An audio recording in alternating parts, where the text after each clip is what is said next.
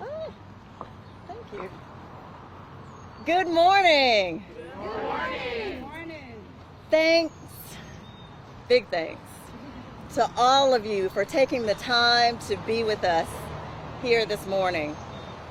For those of you who may not know why, we've chosen to be here at the home of the late civil rights activist Majeska Monteith Simpkins. It's because I used to visit here with my dad when I was a college student at the University of South Carolina. The two of them would sit in the living room and on the porch for hours sometimes, talking about the struggles and the challenges facing people of color when it came to equity in education and healthcare. She fearlessly and unapologetically fought for racial equality and advanced the causes of working people and those who were underrepresented so that they too would have a voice and a reason to hope for a brighter South Carolina. I had no idea then that Miss Majeska's causes would one day become my own. I'm State Senator Mia McLeod, and I'm a fifth-generation South Carolinian, born and raised right here, and I've never left. In spite of the fact that the state of my hometown county is indicative of the true state of our state under Governor McMaster's failed leadership. When my great-grandfather moved his family from Columbia to Bennettsville in 1914 to start our family business, I believe it was because he saw the promise and dared to do something different. That's why ours is one of South Carolina's oldest Black family-owned funeral homes that's still in business 107 years later. For generations, my family has chosen to stay here because when you love our state as much as we do, you're able to look beyond her challenges, to see her possibilities, and fight like hell to help her reach her true potential. Sadly, because of decades of desertion and neglect, we're losing so many of our best and brightest to neighboring states that offer higher paying jobs and opportunities for a better quality of life and leadership that actually cares about and caters to the needs of all of the people. That's something South Carolina hasn't had in decades of Republican governors who care only about their base and have no real connection to or compassion for the rest of us.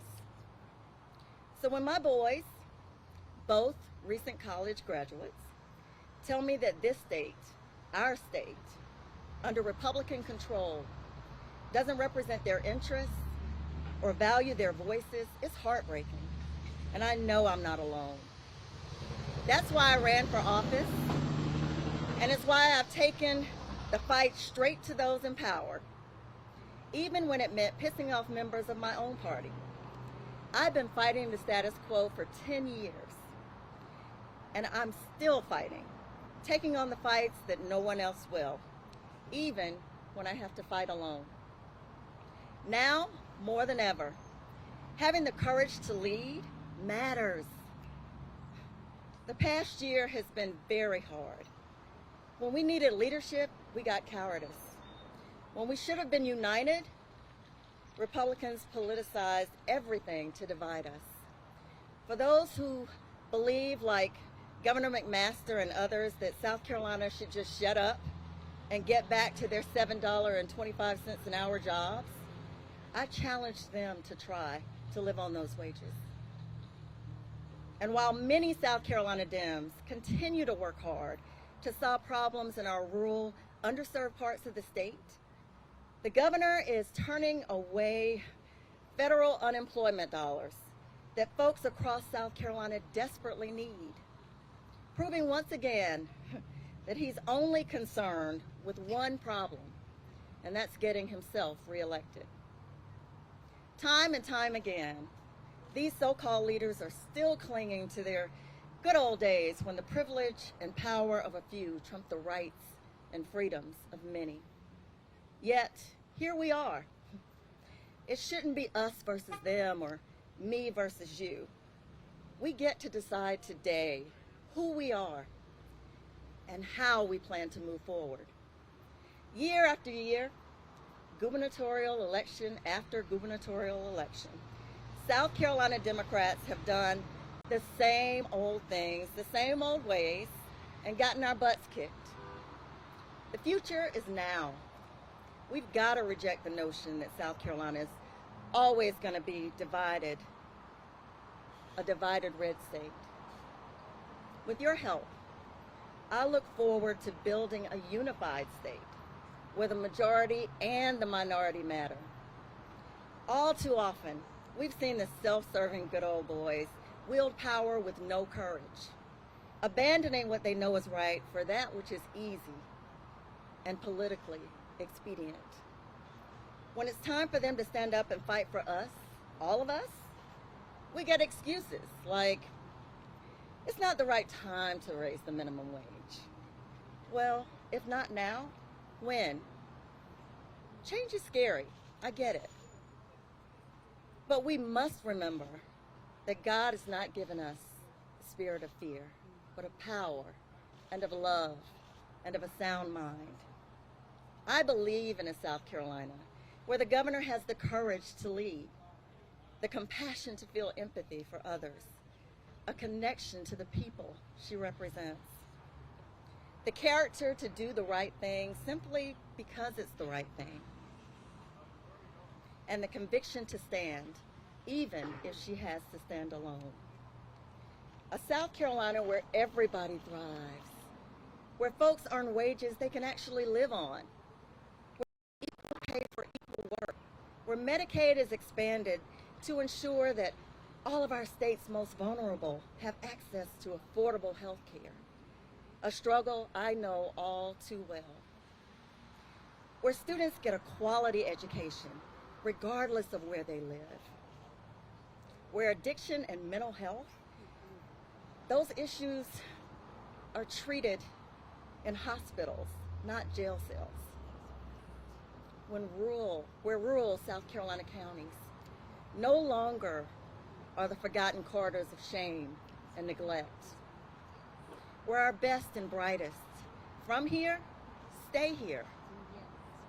That's the South Carolina we deserve.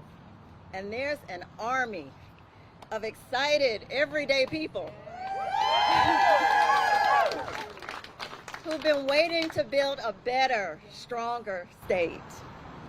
Scripture reminds me that we walk by faith and not by sight.